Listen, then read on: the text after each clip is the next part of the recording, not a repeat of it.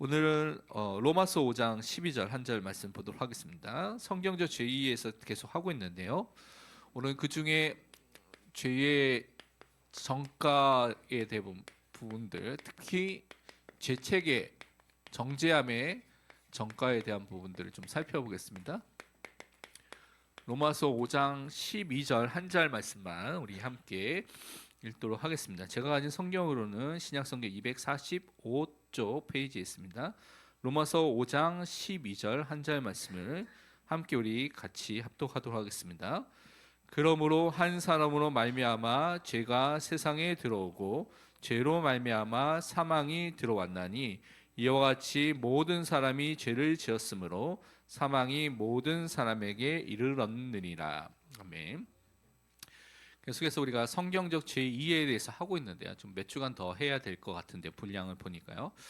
이게 죄에 대한 이해를 똑바로 해야지만 우리가 구원에 대한 이해를 올바르게 할 수가 있습니다. 그리고 우리 구원자 대신 예수님이 하셨던 일에 대한 부분들도 올바르게 여러분이 이해를 할 수 있기 때문에 이 죄에 대한 부분을 성경적으로 바르게 알아야 됩니다. 그래서 제가 하는 강의는 조엘 비키라는 미국에 있는 또 개혁주의 중요한 또 청교도 신학의 굉장히 유명한 목사님이 쓴 개혁파 조직신학 그 책의 인간론에 있는 책 중에 내용들을 요약해서 그 부분을 거의 제 내용이 아니라 거의 그 책에 있는 내용을 갖고 강의를 하고 있는 겁니다.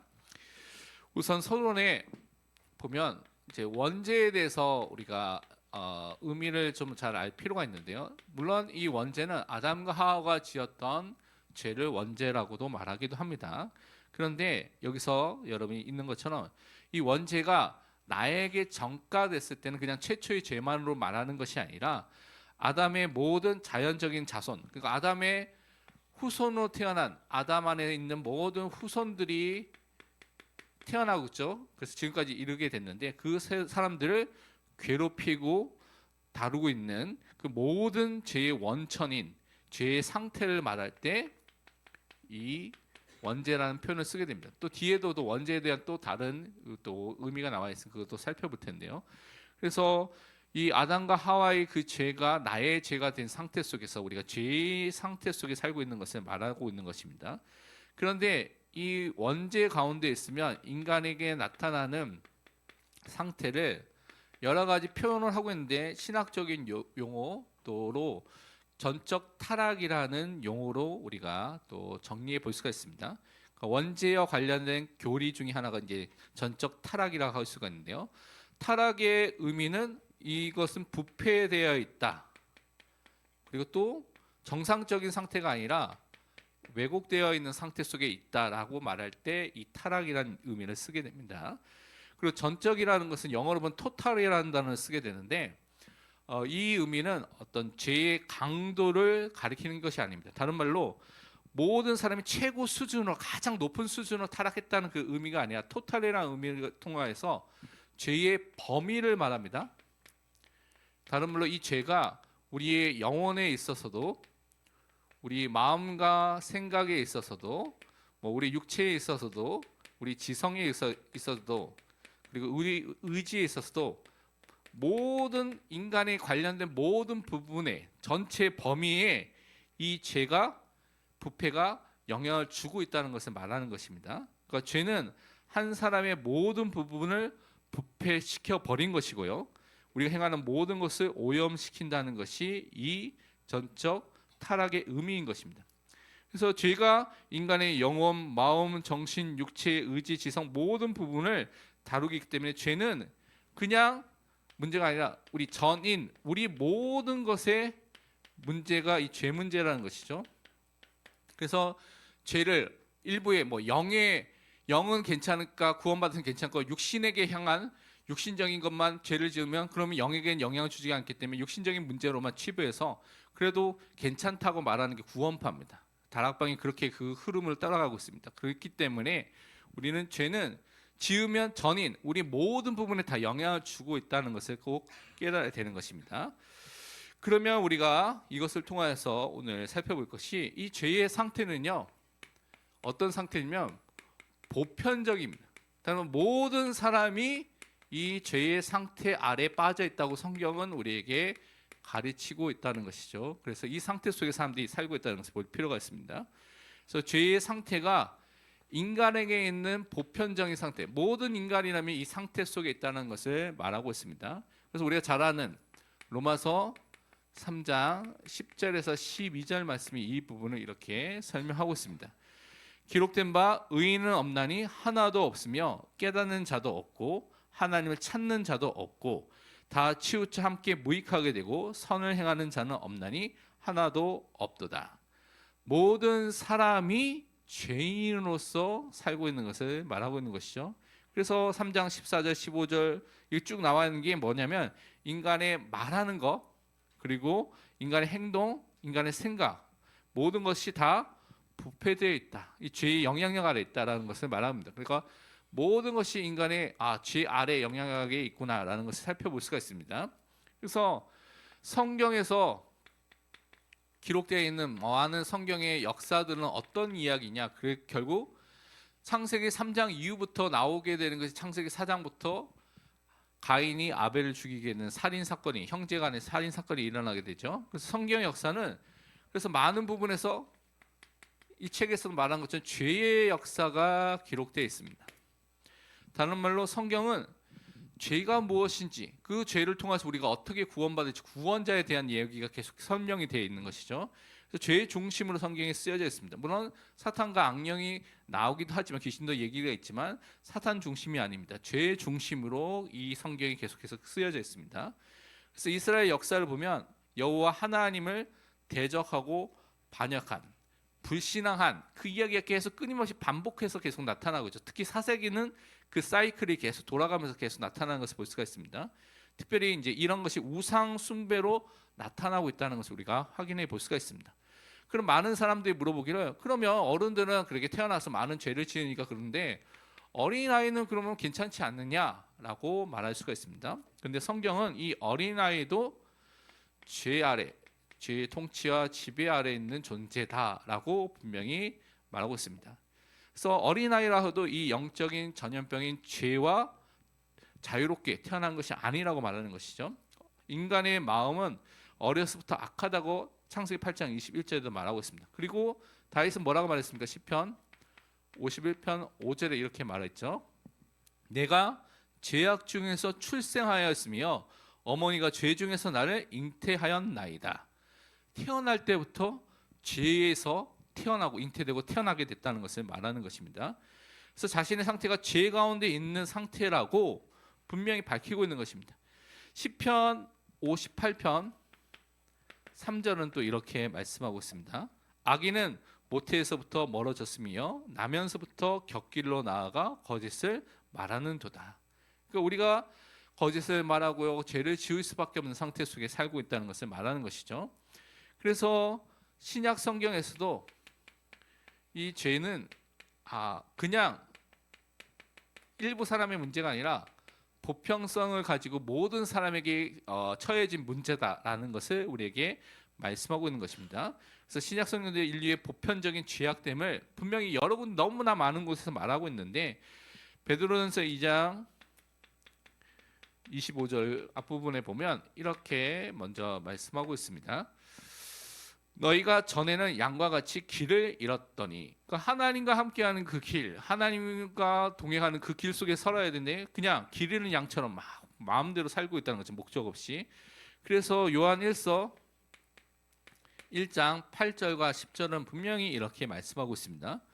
만일 우리가 죄가 없다고 말하면 스스로 속이고 또 진리가 우리 속에 있지 아니할 것이요. 10절에 보면 만일 우리가 범죄하지 아니하였다 하면 하나님을 거짓말하는 이로 만드는 것이니 또한 그의 말씀이 우리 속에 있지 아니하리라. 죄가 없다고 말하는 사람은 진리가 있지 않다고 말하고 있는 것이죠. 범죄하지 아니하였다고 말하는 사람은 하나님을 거짓말하는 사람으로 만든다고 말하고 있습니다. 하나님은 진리이기 때문에 거짓말을 하지 않죠. 그러면 하나님이 틀리지 않았다면 우리가 틀린 것이죠. 그래서 이 부분을 분명히 바르게 알아야 되는 것입니다. 그래서 로마서 3장 23절에 뭐라고 말씀하고 있냐면 모든 사람이 죄를 범하였음에 하나님의 영광에 이르지 못하더니, 그러니까 모든 사람이 죄 문제 아래서 하나님과 함께할 수 없는, 하나님과 분리되고 단절된 상태 속에 지금 살고 있는 것을 말하고 있는 것입니다. 그런데 이 원죄는 여러 가지 치명적으로 우리에게 영향을 주고 있는 그런 부분이 영향력이 있는 것인데요. 그러면 이 인간의 부패함의 원천은 어디 있냐? 그러니까 이 원천이 여러 개가 있는 것이 아니라 하나의 원천으로부터 하나로부터 시작했다라고 성경은 말하고 있습니다. 오늘 읽었던 말씀이 그 말씀이죠. 로마서 5장 12절에 뭐 전체를 봐도 되고 앞부분만 봐도 이렇게 되어 있습니다. 그러므로 한 사람으로 말미암아, 한 사람이죠, 죄가 세상에 들어오고 죄로 말미암아 사망이 들어왔나니라고 말하고 있습니다. 여기서 말하는 한 사람, 이 한 사람은 최초의 인간인 아담을 말하겠죠. 아담 한 사람으로 말미암아 이 부패함이, 죄악이 우리에게 임하게 된 것이라고 성경은 말하고 있는 것입니다. 그래서 아담의 죄는 그의 모든 자연적인 후손들, 또 본성적으로 연결되어 있는 자손들을 도덕적이고 영적인 구덩이 속으로 다 던지게 됐다. 그러니까 그런 어려움 속으로 들어가게 만드는 것이죠. 그래서 죄가 어떻게 되냐, 생식을 통하여서 그의 자손에게 전해져서 두 가지 방식으로 인간이 죄인이 됐는데요. 우리에게 죄책이라는 것이 정가, 죄에 대한 책임을 져야 되는 거죠. 형벌받고 정죄받아야 될 것에 대한 것이, 죄를 지으면 거기에 대한 합당한 처벌을 받아야죠. 그것이 우리가 직접적으로 전가됐고요. 그와 함께 죄의 대물림이라고 되어 있죠. 죄의 대물림이라는 이 의미는 생식을 통하여서, 유전을 통하여서 인간에게 부패, 오염이라는 죄의 도덕적인 요소들이 우리에게 전달돼 오게 된 것입니다. 그래서 우리가 죄 아래에서 태어나게 된 것을 말하는 것이죠. 그래서 죄책에 대한 부분들을, 또한 죄의 오염에 대한 부분들을 우리가 유전을 통해서 받게 된 것을 말하는 것입니다.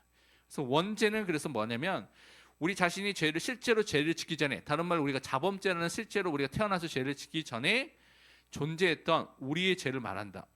원죄가 아담의 죄가 아니라 이제는 우리의 죄라고 이제 이 신학과 이 책에서는 설명하고 있습니다. 그 부분은 왜 그렇게 되는지 나중에 또 살펴보도록 하겠습니다. 그래서 우리는 인간의 죄악된 상태를 바르게 알 필요가 있는데요. 그 상태는 성경에서 또 많은 웨스트민스터 신앙고백서에서 여러 군데에서 설명하고 있는데, 아담의 자연적이고 본성적인 자손은 영혼의 상태에 대해서 이중적인 문제점을 갖고 있다고 이렇게 설명하고 있습니다. 원래 우리가 하나님의 형상 속에서 원래의 원이라고 말합니다. 그러니까 의로움과 거룩함과 진리를 원래 가진, 하나님과 소통하고 하나님께 예배드리고 하나님과 함께할 수 있는 그런 축복을 가진 원의가 있었는데, 이것이 없어져 버렸어요. 원의가 상실돼 버리는 그런 상태 속에 빠지게 된 것이고요. 그것을 통하여서 악에게 가까이 가고자 하는, 악을 따르고자 하는 그런 지배적인 성향이 나타난 것이죠. 그것을 다른 표현으로 쓴다면 결국 우리가 결국 죄성에, 죄에 대한 죄악된 성향을 따라서 살고 있는 그런 삶을 살게 되는 그 문제가 나타나게 된 것입니다. 그래서 웨스트민스터 소교리문답 18문답에서는 타락한 사람의 상태에서 그 죄악됨을 어떻게 표현하냐면, 원죄 가운데 있는데, 그 원죄가 뭡니까? 죄책, 죄로 말미암아 죄책을 갖고 있는 것이고요. 원의가 이 상실되고 결여돼 버리는 것이고, 그것을 통하여 인간의 본성 전체가 부패한, 다른 말로 이 죄성이라는 것이 부패함 가운데에 살고 있는 것을 말하는 것입니다. 그러면 어떻게 됩니까? 원죄로 말미암아 우리는 모든 자범죄 짓는 가운데 있는 것이 인간의 상태라는 것입니다. 결국 이 상태에서 계속 스스로 짓는 자범죄를 짓고 살고 있는 것이 인간의 모습이라고 성경은 설명하고 있습니다. 그래서 말하기를 이 죄로 인하여서 이 죄책에 대해서 직접적으로 이 죄책이 전가된 것을 오늘 설명하고 있습니다. 여기서 가장 중요한 것이 무엇이냐면, 이 아담이 어떤 존재였냐? 이 아담이 인류를, 모든 사람을 대표하는 존재로 하나님 앞에 섰다는 것이, 이게 가장 중요한 개념입니다. 이걸 가장 중요하게 알고 있어야 됩니다. 그 아담은 단지 한 사람의 개인 사적인 개인으로 서서 하나님 앞에서 죄를 지은 것이 아니라 그 최초의 죄는요, 그 온 인류를 대표해서 원래 하나님과 언약을 맺었는데 온 인류의 대표로서 맺었던 그 언약 자체를 깨트린 그 죄를 짓게 된 것입니다. 그래서 레이 론즈라는 사람은, 이 신학자는 뭐라고 이 부분을 설명했냐면, 우리는 모두 아담 안에서 하나였고 아담과 함께였다. 하나님과 아담 사이에 맺어진 언약 및 그 조항과 관련해 우리는 모두 법적으로 아담 안에서 하나였고 본성적으로도 아담 안에서 하나였으므로 아담의 타락으로 인한 본성이 끌어들인 모든 예속과 무거운 짐에 종속될 수 없게 되었다. 다른 말로 아담과 우리가 하나 된 그 인류의 대표인 아담이 지었던 그 죄가 나의 죄가 되는 그 문제가 생기게 된 것을 말하고 있는 것입니다. 그래서 성경은 고린도전서 15장에 보면 21절과 22절에 이렇게 말하고 있습니다. 사망이 한 사람으로 말미암았으니, 이것은 이제 아담의 죄를 인해서 오게 된 것이죠. 죽은 자의 부활도 한 사람으로 예수 그리스도로 말미암도다라고 말하고 있습니다. 아담 안에 있는 모든 사람이 어떻게 됩니까? 죽은 것처럼 그 죄의 결과로서의 죽음이 임하게 된 것을 말하는 것이죠. 그리스도 안에서 모든 사람이 삶을 얻으리라. 그리스도 안에 있는 사람은 또한 살게 된다는 것이죠. 이게 대표론이기 때문에 굉장히 중요합니다. 그리스도 안에 있는 사람과 아담 안에 있는 사람을 비교해서 그 속에서 어떻게 우리에게 구원이 임하게 된가 설명하기 때문에 굉장히 중요한 개념입니다. 하나님은 인류의 조상이자 언약의 대표자가 누구냐? 아담이라는 것이죠. 그래서 아담이 그 죄로 인하여서 인류를 벌하고 계신데, 그 아담의 죄가 누구의 죄입니까? 아까 전에 말한 것처럼 이 아담의 죄가 우리의 죄가 되는 것입니다. 아담이 우리 대표이기 때문에 아담과 함께 우리가 그 죄에 지은 그 죄 아래에 있는 사람이 된 것이죠. 그래서 이 죄의 정가, 죄책의 정가가 우리에게 임하게 된 것인데, 로마서 5장 12절을 다시 읽어보면, 그러므로 한 사람으로 말미암아 죄가 세상에 들어오고 죄로 말미암아 사망이 들어왔느니 이와 같이 모든 사람이 죄를 지었으므로 사망이 모든 사람에게 이르렀느니라. 모든 사람이 그래서 뭡니까?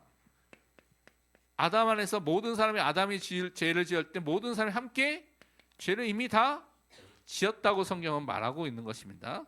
그래서 모든 사람에게 죽음이 임한 이유가 죄를 지었기 때문에 사망이 임하겠다. 죄의 결과로서의 사망이 임하겠다라고 말하고 있습니다.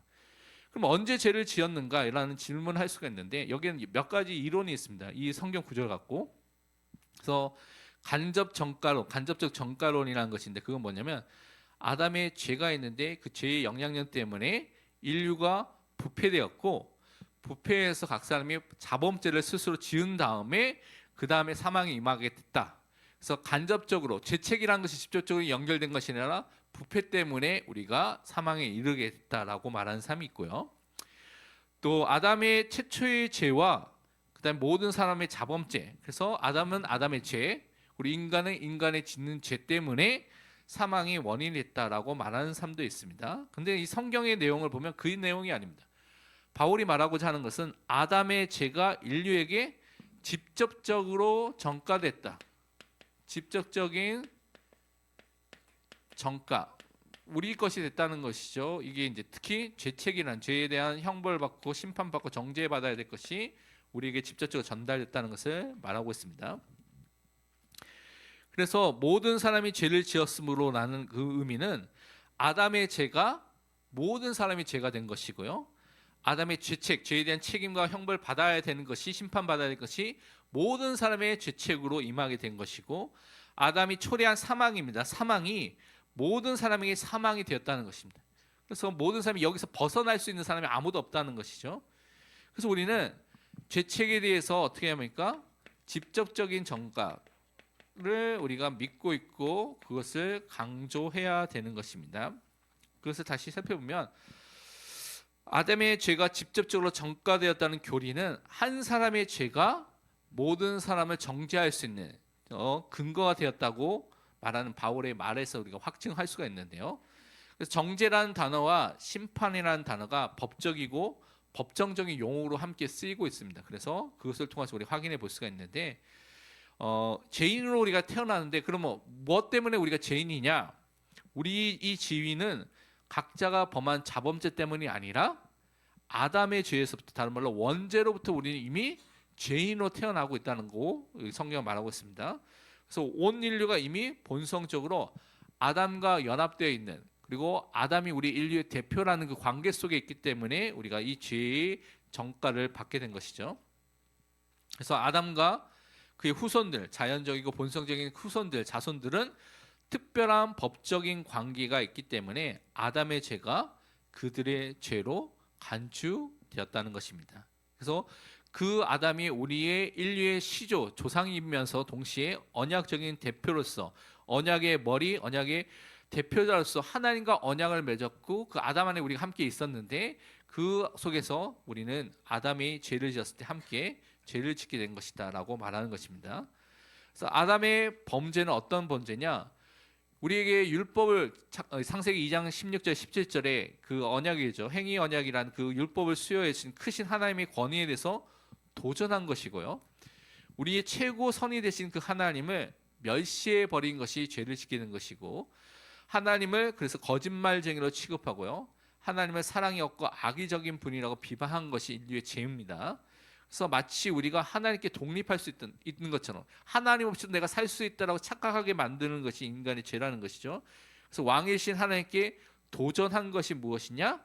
인류의 죄입니다. 그러니까 인류의 죄는 하나님을 그냥 반역하고 그 하나님 없이도 살 수 있어요. 그의 하나님에 대해서 불순종한 그 죄를 짓게 된 것인데, 그것이 이제 우리에게 임하게 된 것이죠. 그래서 죄책을 짊어진 인류에는 화밖에 없다고 성경은 말하고 있습니다. 그러면 우리 이 안에서 죽어야 되느냐? 그렇지 않습니다. 예수 그리스도가 이 땅에 오셨죠. 근데 예수 그리스도가 성경을 보니까 마지막 아담, 두 번째 아담으로 오셨습니다. 그래서 첫 번째 아담, 그 창세기에 나왔던 첫 번째 아담이 불신앙, 불순종에서 실패했죠. 근데 마지막 아담으로 오신 예수 그리스도는 끝까지 순종하심을 통하여서, 십자가의 죽기까지 순종하심을 통하여서 우리에게 주신 하나님의 말씀을 모두 성취하고 이루셨습니다. 그래서 누구든지 예수 그리스도 안에 있는 자는 더 이상 정죄함이 없게 됐습니다. 그래서 그리스도 안에 있는 사람, 그리스도와 연합된 사람, 구원받는 사람은 더 이상 정죄함, 죄책을 책임지지 않고 그리스도가 다 책임졌기 때문에 우리는 죄책의 제거함을 받게 되는 그 은혜를 받게 됐습니다. 그래서 우리가 더 이상 죄책에 눌려 있는 것이 아니라 우리는 항상 그리스도의 그 은혜에, 그 우리를 구원하신 것에 감사하는, 그것을 통해 찬양 드리는 믿음의 사람으로 서야 될 줄 믿습니다.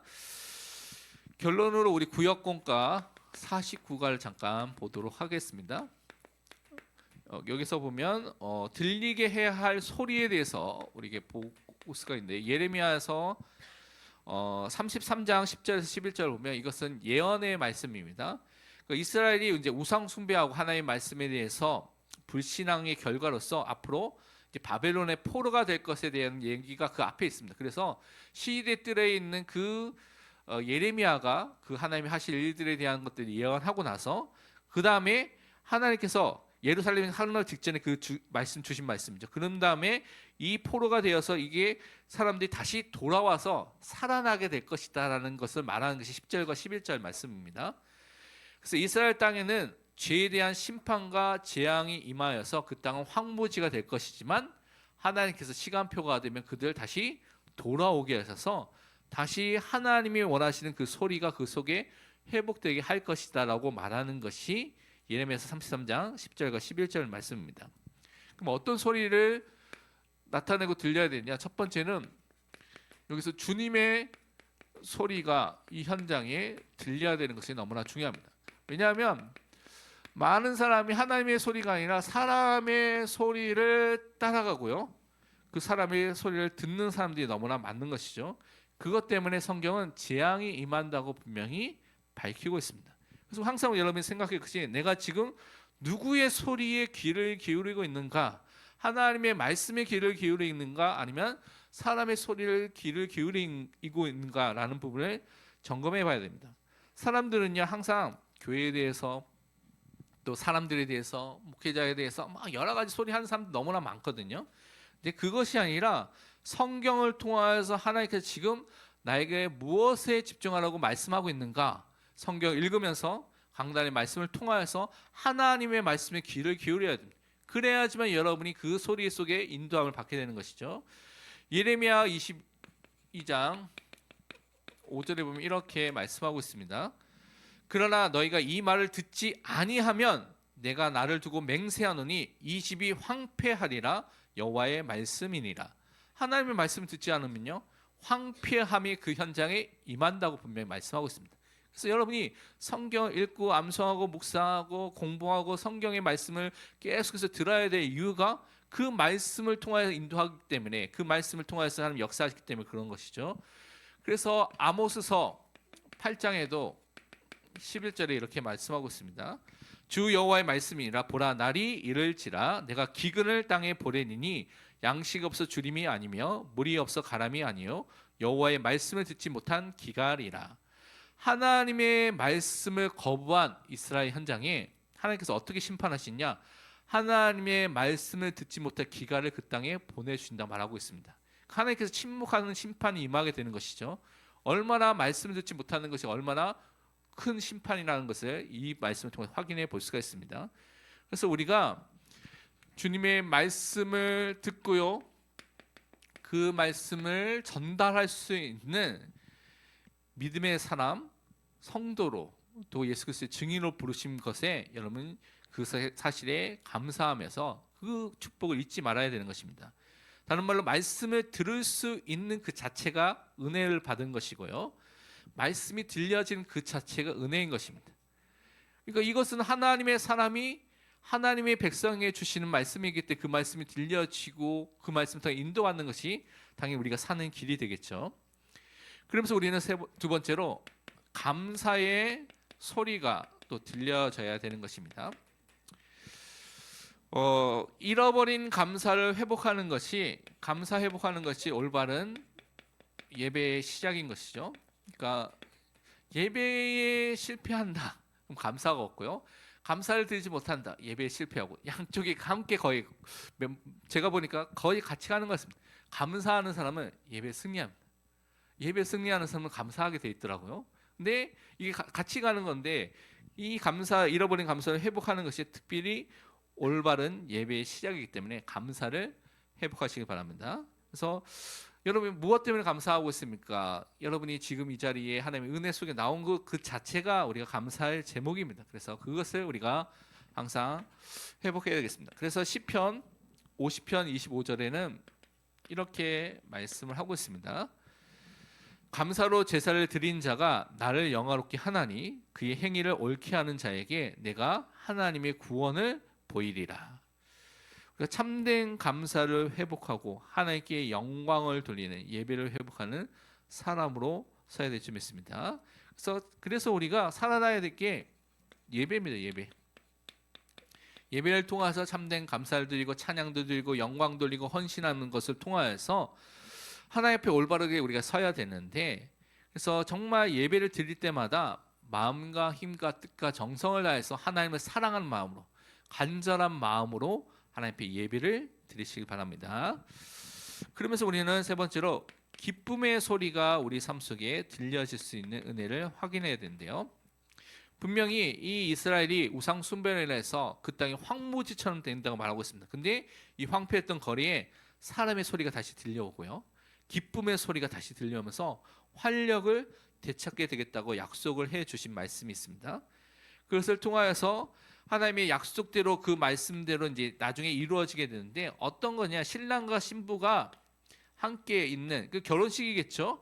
이런 잔치하는 그 즐거움이 회복될 것이다. 가장 기쁨의 그런 회복들이 그 나라에 임하게 될 것이라고 말씀해 주셨습니다.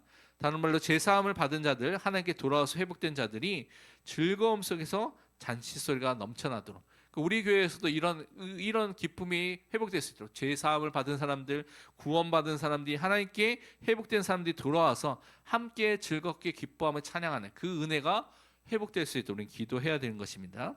그래서 우리 현장에 여러분 가족일 수도 있고요, 여러분 친구일 수도 있고, 뭐 가문의 친척일 수도 있고, 주변에 있는 사람들일 수 있는데, 현장에 다른 것이 아니라 이 진리의 말씀과 기쁨의 이 소식들과 감사의 소리가 들려져서 세상 사람들이 이 기쁨의 잔치에 동참할 수 있도록, 나만이 기쁜 것이 아니라 함께 동참할 수 있도록 여러분이 기도를 시작하시기 바랍니다. 여러분 주변에 이 기쁨의 소식, 이 소리가 필요한 사람도 있겠죠. 감사의 소리가 필요한 사람이 있습니다. 그리고 하나님의, 주님의 말씀이 필요한 사람이 분명히 있습니다.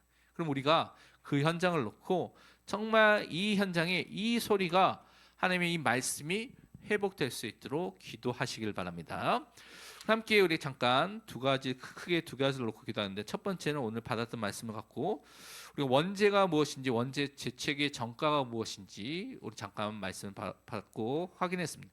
아담의 후손으로서 아담이 우리 인류의 대표로서 죄책에 대한 부분이 정가된 그런 고통과 어려움이 우리에게 임하게 되는데, 우리가 마지막 아담 되신 예수 그리스도 안에서 더 이상 정죄함과 죄책이 있는 것이 아니라 영원하고 완전한 죄 사함과 구원을 받은 것에 감사하는 사람을 서시고요. 그러면서 우리는 정말 주님의 소리와 감사의 소리와 기쁨의 소리가 우리 모든 현장마다 회복될 수 있도록 말씀을 자꾸 먼저 합심해서 기도하겠습니다.